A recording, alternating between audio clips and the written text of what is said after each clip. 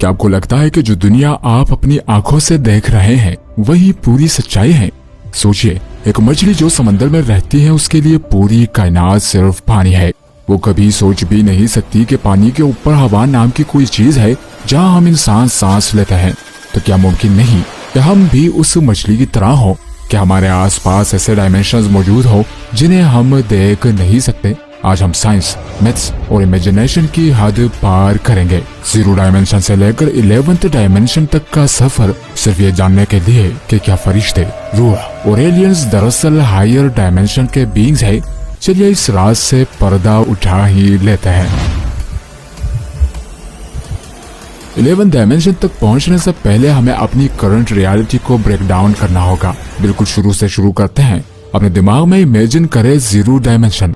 ये सिर्फ एक डॉट है, नुक्ता है। इसकी कोई लेंथ नहीं, कोई विड्थ नहीं, कोई हाइट नहीं। अब इस डॉट को पकड़कर खींच ले, ये बन गई फर्स्ट डायमेंशन यानी एक लाइन। यहाँ रहने वाली मखलूक सिर्फ आगे या पीछे जा सकती है। इनके लिए दाएं बाएं लेफ्ट राइट का कोई कॉन्सेप्ट ही एग्जिस्ट नहीं करता। लेकिन कहानी शुरू होती है 2nd डायमेंशन में। 1884 में एडविन एबर्ट ने एक किताब लिखी थी जिसका नाम था फ्लैटलैंड। इस किताब में इन्होंने एक ऐसी दुनिया का जिक्र किया जो बिल्कुल फ्लैट यानी चपटी थी, जैसे कागज का टुकड़ा। इमेजिन करें कि आप फ्लैटलैंड के रहने वाले हैं, आप ट्रायंगल या स्क्वायर हैं। आप सिर्फ आगे पीछे लेफ्ट और राइट जा सकते हैं, लेकिन आपके लिए ऊपर और नीचे नाम की कोई चीज ही एग्जिस्ट नहीं करती। अब फर्ज करें कि मैं एक 3D इंसान इस 2D कागज के दुनिया के ऊपर अपना हाथ रखता हूँ। इस 2D आदमी को मेरा हाथ पूरा दिखेगा? नहीं, बल्कि सिर्फ वो हिस्सा दिखाई देगा जो कागज को छू रहा है, क्योंकि वो ऊपर देख ही नहीं सकता। उसे सिर्फ लकीरें और स्लाइसेस नजर आएगी। वो अजीब महसूस करेगा और चिल्लाएगा, क्योंकि उसके लॉजिक के मुताबिक कोई चीज हवा से अपेयर नहीं हो सकती। अगर मैं एक एप्पल को उसके यूनिवर्स के थ्रू गुजारूं तो उसे पहले एक छोटा सा सर्कल दिखेगा जो बड़ा होता होता फिर छोटा होकर गायब हो जाएगा। गौर से सुने, ये पॉइंट बहुत जरूरी है।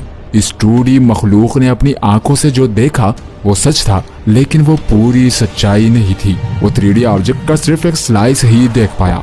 तो सवाल ये है, हम 3rd डायमेंशन में रहते हैं, हमारे पास हाइट, विड्थ और डेप्थ है। क्या हो अगर हमारे कमरे में अभी कोई 4 डायमेंशनल मखलूक आ जाए? वो हमें और हमारे अंदर बाहर सब कुछ देख सकती है, लेकिन हम उसे देख नहीं सकते। अगर वो हमारी दुनिया में हाथ डालेगी तो हमें वो क्रिएचर नहीं दिखेगा, हमें सिर्फ अजीबो गरीब चीजें होती हुई दिखेगी। चीजें हवा में गायब होगी और वापस आएगी। हम कहेंगे ये जिन्नात या एलियंस है, क्योंकि हमारा दिमाग 4 डायमेंशन को प्रोसेस करने के लिए बना ही नहीं। इसलिए साइंस कहती है कि हो सकता है वो सिर्फ हायर डायमेंशन की फिजिक्स हो। हमारी दुनिया 3 डायमेंशंस पर चलती है, लेकिन आइंस्टाइन ने हमें ये बताया कि एक चौथा डायमेंशन भी है जो इस सब को कंट्रोल करता है, और वो है वक्त यानी टाइम। अगर मैं आपको बुलाऊं और कहूँ कि मियाँ वाली चौक पर आ जाना, आप पहुँच गए, लेकिन मैं वहाँ नहीं था। क्यों? क्योंकि मैंने जगह यानी स्पेस तो बताई, लेकिन वक्त यानी टाइम नहीं बताया। हम सब 3D ऑब्जेक्ट्स हैं जो वक्त में सिर्फ आगे जा सकते हैं, पीछे नहीं। लेकिन साइंस कहते हैं कि 4th डायमेंशन कुछ और ही बना है। एक ऐसी जगह जहां आप वक्त को वैसे ही देख सकेंगे जैसे आप एक रोड मैप को देखते हैं। और यहाँ से चीजें अब बहुत वाइड होने वाली हैं, क्योंकि अब हम बात करेंगे ट्रेजर की, और साइंस की उस गहराई में जाएंगे जहां शायद आपका दिमाग बगावत कर दे। फिजिक्स के माहिरीन कहते हैं कि टाइम के अलावा एक स्पेशल 4 डायमेंशन भी हो सकता है। एक ऐसी जगह जहां ज्योमेट्री हमारी सोच से बिल्कुल अलग चलती है। इसे समझने के लिए हमें एक शेप को समझना होगा जिसका नाम है द ट्रेजर एक्ट। अपने दिमाग में एक बॉक्स को इमेजिन करें। एक क्यूब किससे बनता है? 6 कॉर्ड्स को मिलाकर, है ना? अगर आप एक पेपर बॉक्स को खोल दें तो वो एक क्रॉस शेप बन जाएगा जो फ्लैट होता है, यानी 3D ऑब्जेक्ट खुलकर 2D बन गया। अब आते हैं ट्रेजर पर, जो एक हाइपर क्यूब है, यानी 4 डायमेंशन का डब्बा। यानी अगर आप हमारी दुनिया में ट्रेजर को खोलेंगे, अनफोल्ड करेंगे, तो वो स्क्वायर्स में नहीं बल्कि 8 क्यूब्स में खुलेगा। और ये इमेजिन करना हमारे दिमाग के लिए इसलिए मुश्किल है क्योंकि हमारा दिमाग 3D वाइड है। लेकिन सोचिए, आपने अपने कीमती हीरे तिजोरी में रखे हैं और उसे लॉक कर दिया है। तिजोरी की दीवारें स्टील की हैं। 3D दुनिया में बिना दरवाजा तोड़े अंदर घुसना नामुमकिन है। लेकिन एक फोर्थ डायमेंशनल बीइंग के लिए वो तिजोरी खुली हुई है। कैसे? याद करें उस टूडी आदमी को जो कागज पर रहता है। अगर वो अपने घर का दरवाजा बंद कर ले तो उसके हिसाब से वो सेफ है, लेकिन आप जो 3D में है, आप ऊपर से उसका घर देख सकते हैं और बिना दरवाजा खोले छत के रास्ते जो कि उसके लिए एग्जिस्ट ही नहीं करता, अंदर से चीजें उठा सकते हैं। बिल्कुल वैसे ही एक फोर्थ डायमेंशनल क्रिएचर हमारी दुनिया के किसी भी बंद कमरे में आ सकता है बिना दरवाजा तोड़े। वो दीवार के आर पार नहीं जाता, वो दीवार के ऊपर से गुजरता है उस डायमेंशन से जो हमें नजर नहीं आता। वो आपके जिस्म को काटे बिना, स्किन को टच किए बिना आपके अंदर से सर्जरी कर सकता है। ये सुनने में जादू लगता है पर मिथ्स के हिसाब से ये बिल्कुल सच है। अब यहाँ से हम ज्योमेट्री छोड़कर डेस्टिनी यानी तकदीर की तरफ बढ़ते हैं। स्ट्रिंग थ्योरी के मुताबिक कहानी 4 डायमेंशन पर खत्म नहीं होती। हमारी दुनिया में हम वक्त में सीधा चलते हैं, जो हो गया सो हो गया, आप उसे बदल नहीं सकते। अगर आज आपने सुबह नाश्ते में अंडे खाए हैं तो वो हकीकत बन चुकी है, लेकिन 5th डायमेंशन में मजीद पॉसिबिलिटीज का जन्म होता है। इमेजिन करें कि वक्त एक सीधी लाइन नहीं बल्कि एक दरख्त की मुख्तलिफ शाखें है।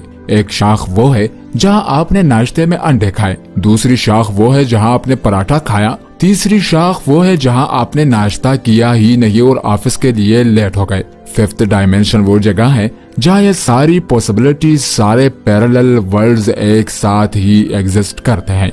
अगर आप 5th डायमेंशनल बीइंग होते तो आप अपनी जिंदगी के वो सारे रास्ते देख सकते थे जो आपने नहीं चुने। आप ये देख सकते थे कि अगर मैंने उस दिन शादी नहीं की होती तो क्या होता, या अगर मैं वो जॉब एक्सेप्ट नहीं कर लेता तो आज क्या होता।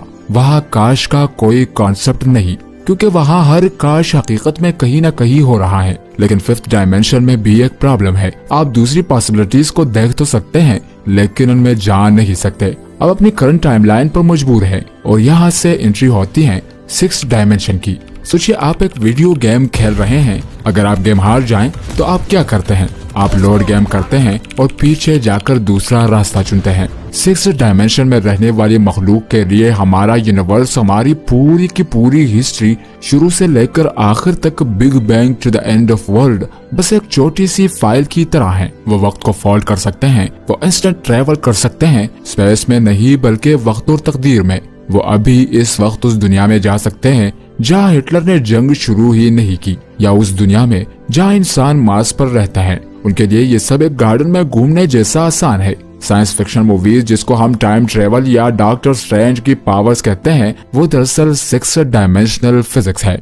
अब आप सोचेंगे कि अगर 6th डायमेंशनल बीइंग सब कुछ कंट्रोल कर सकते हैं तो 7, 8, 9 और 10 में क्या बचा? क्या वहाँ फिजिक्स खत्म हो जाती है? क्योंकि अभी तक हम बात कर रहे थे हमारे यूनिवर्स की पॉसिबिलिटीज की। लेकिन रुक जाए, बेशक आप 6th डायमेंशन में वक्त और किस्मत को कंट्रोल कर सकते हैं, मगर आप अभी भी एक कैद खाने में हैं। क्योंकि चाहे आप किसी भी टाइमलाइन में चले जाएं, फिजिक्स के लॉज वही रहेंगे, ग्रेविटी वही रहेगी, रोशनी की रफ्तार, स्पीड ऑफ लाइट वही रहेगी। आप उस यूनिवर्स में कैद है जो बिग बैंग से शुरू हुआ था। लेकिन स्ट्रिंग थ्योरी कहती है कि कहानी यहाँ खत्म नहीं होती। क्या हो अगर एक ऐसा यूनिवर्स हो जहाँ ग्रेविटी चीजों को नीचे नहीं खींचती बल्कि ऊपर फेंकती हो? क्या हो अगर ऐसा जहान हो जहाँ लाइट एग्जिस्ट ही न करती हो? और यहाँ से हम एंटर होते हैं हायर डायमेंशन में, द 7th डायमेंशन। और इसी को समझने के लिए वापस एक बेसिक एग्जाम्पल पर आते हैं। हमने देखा था कि एक लाइन यानी 1 डायमेंशन 2 पॉइंट्स को जोड़ती है। अब इमेजिन करें कि पॉइंट है हमारा पूरा यूनिवर्स है, शुरू से आखिर तक उसकी सारी टाइमलाइन, सारी पॉसिबिलिटीज समेत ये पूरा का पूरा पैकेज बस एक डॉट है। और पॉइंट बी बिल्कुल एक अलग यूनिवर्स है, एक ऐसा यूनिवर्स जो बिग बैंग से नहीं बल्कि किसी और जरिए से बना था। वहाँ हमारे जैसा डीएनए नहीं, वहाँ मैथमेटिक्स 2+2 4 नहीं बल्कि कुछ और है। अब यहाँ समझे कि 7th डायमेंशन एक ऐसी लाइन है जो इन दो बिल्कुल अलग यूनिवर्सेस को जोड़ती है। अगर आप 7 डायमेंशन में ट्रेवल कर सके तो आप सिर्फ वक्त में नहीं बल्कि फिजिक्स में भी ट्रेवल करेंगे। आप एक ऐसी दुनिया में जा सकेंगे जहाँ आपका जिस्म शायद लिक्विड बन जाए, या जहाँ आप हवा में तैरने लगे, क्योंकि वहाँ ग्रेविटी वीक है। साइंस फिक्शन मूवीज में हम अक्सर जो एलियंस के दुनियाएं देखते हैं वो अक्सर सिर्फ प्लैनेट्स होते हैं, लेकिन 7 डायमेंशन हकीकत में एक एलियन रियलिटी है। लेकिन सवाल ये है, क्या सिर्फ 2 ही तरह के यूनिवर्सेस है? नहीं, आते हैं 8 डायमेंशन पर। याद है हमने 2D की बात की थी कि कैसे लाइंस मिलकर एक सरफेस बनाती है। बिल्कुल वैसे ही अगर हम सारे अलग अलग फिजिक्स वाले यूनिवर्सेस को मिला दे तो एक प्लेन बन जाता है। यानी 8 डायमेंशन को आप एक बहुत बड़े मकड़ी के जाले स्पाइडर वेब की तरह इमेजिन करें। एक ऐसा वेब जहाँ हर धागा एक अलग यूनिवर्स है। कहीं ग्रेविटी ज्यादा है, कहीं कम, कहीं एंटी मैटर की दुनिया है तो कहीं डार्क एनर्जी की। अगर आप 8 डायमेंशनल बीइंग है तो आपके सामने सब कुछ मौजूद है। आप देख सकते हैं कि कौन सा यूनिवर्स बेस्ट है और चूज भी कर सकते हैं कि मुझे कौन सी दुनिया में रहना है। लेकिन आप इन यूनिवर्सेस को देख तो सकते हैं, लेकिन इनके बीच ट्रेवल करना आसान नहीं, क्योंकि हर यूनिवर्स के फिजिक्स दूसरे को डिस्ट्रॉय कर सकती है। तो आप वहां तक पहुंचेंगे कैसे? और यही पर ही एंट्री होती है 9th डायमेंशन की। एक ऐसा डायमेंशन जो दिमाग को सुन कर देने वाला है। जिस तरह हम 3rd डायमेंशन में कागज को फोल्ड करके 2 दूर पॉइंट्स को मिला देते हैं, यानी वर्म हार्ट स्टाइल, वैसे ही 9th डायमेंशन में हम पूरे के पूरे यूनिवर्सेस के जाले वेब ऑफ यूनिवर्सेस को फोल्ड कर देते हैं। एक 9th डायमेंशनल बीइंग चुटकी बजाते ही हमारे यूनिवर्स से गायब होकर एक ऐसे यूनिवर्स में अपेयर हो सकता है जहाँ सिर्फ कॉन्शियसनेस यानी रूह, सोच एग्जिस्ट करती है, बिना सफर किए, बिना वक्त लगाए। ये टेलीपोर्टेशन का बाप है। इस लेवल पर दूरी का कॉन्सेप्ट खत्म हो जाता है। आप कहीं भी, किसी भी फिजिक्स में, किसी भी रियलिटी में फौरन पहुंच सकते हैं। अब आप सोचेंगे कि अगर 9th डायमेंशन में हम तरह तरह के यूनिवर्स में जा सकते हैं, फिजिक्स बदल सकते हैं, तो अब क्या बचा?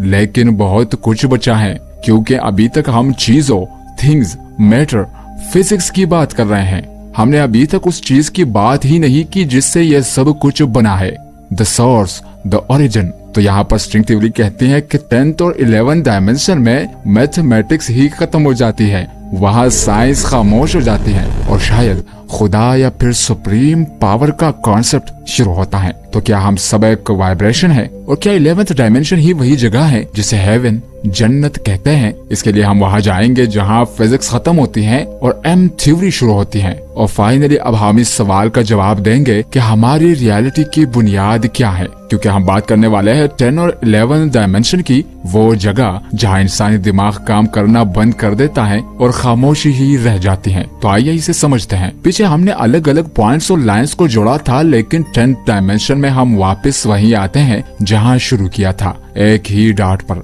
लेकिन ये कोई आम डॉट नहीं। इमेजिन करें कैसा डॉट जिसके अंदर सब कुछ है। और जब मैं कहता हूँ सब कुछ, तो मेरा मतलब है इनफिनाइट। इस एक पॉइंट के अंदर हमारा यूनिवर्स, सारे पैरेलल यूनिवर्सेस, सारी मुमकिन और नामुमकिन फिजिक्स, वो दुनियाएं भी के जहाँ लाइफ है और वो भी जहाँ लाइफ नहीं, वो सब कुछ जो हम सोच सकते हैं और वो सब कुछ जो हम सोच भी नहीं सकते, सब कुछ इस 10th डायमेंशन के पॉइंट में सिमट जाता है। और यहाँ आकर आगे जाने का रास्ता खत्म हो जाता है, क्योंकि आगे कुछ है ही नहीं। अगर आपने सब कुछ कवर कर लिया तो इसके बाहर कुछ बचा ही नहीं जहाँ आप जा सके। लॉजिकली स्ट्रिंग थ्योरी यहाँ खत्म होनी चाहिए थी, लेकिन 1995 में फिजिसिस्ट एडवर्ड विटन ने कहा कि नहीं, एक लेवल और है, एक ऐसी चीज जो इन सब डॉट्स को होल्ड करती है, और इसी को हम कहते हैं M theory, the mother of theories, या सिंपली द 11th डायमेंशन। अच्छा, अब यहाँ पर इस बात पर गौर करें कि 11th डायमेंशन कोई प्लेस या जगह नहीं, ये वाइब्रेशन है। स्ट्रिंग थ्योरी कहती है कि हमारे यूनिवर्स का सबसे छोटा पार्टिकल एटम, इलेक्ट्रॉन या क्वार्क नहीं, बल्कि अगर आप इनके अंदर भी जूम करें तो वहाँ छोटे छोटे एनर्जी के धागे हैं, स्ट्रिंग्स। ये स्ट्रिंग्स वाइब्रेट कर रहे हैं। जैसे गिटार के स्ट्रिंग को अलग तरह से छेड़ो तो अलग सुर बनता है, बिल्कुल वैसे ही जब ये कॉस्मिक स्ट्रिंग एक तरह से वाइब्रेट करता है तो लाइट बनती है, जब दूसरी तरह से वाइब्रेट करता है तो ग्रेविटी बनती है, जब तीसरी तरह से वाइब्रेट करता है तो मैटर यानी हम और आप बनते हैं। तो 11th डायमेंशन क्या है? ये वो जगह है जहाँ ये वाइब्रेशंस शुरू होती हैं। हम सब, आप, मैं, ये जमीन, सितारे, हम सब दरअसल सिर्फ एक गूंज है, इको, इस 11th डायमेंशन की। और यहाँ साइंस और स्पिरिचुअलिटी के बीच की लकीर मिट जाती है। शायद जिसे हम रूह कहते हैं वो कुछ और नहीं, बस एक हायर डायमेंशन की वाइब्रेशन है जो इस 3D शरीर को चला रही है। अब वापस आते हैं उस सवाल पर जो हमने पूछा था कि क्या हम सिमुलेशन है? तो याद करें उस मछली को जिसे लगता था कि दुनिया सिर्फ पानी है।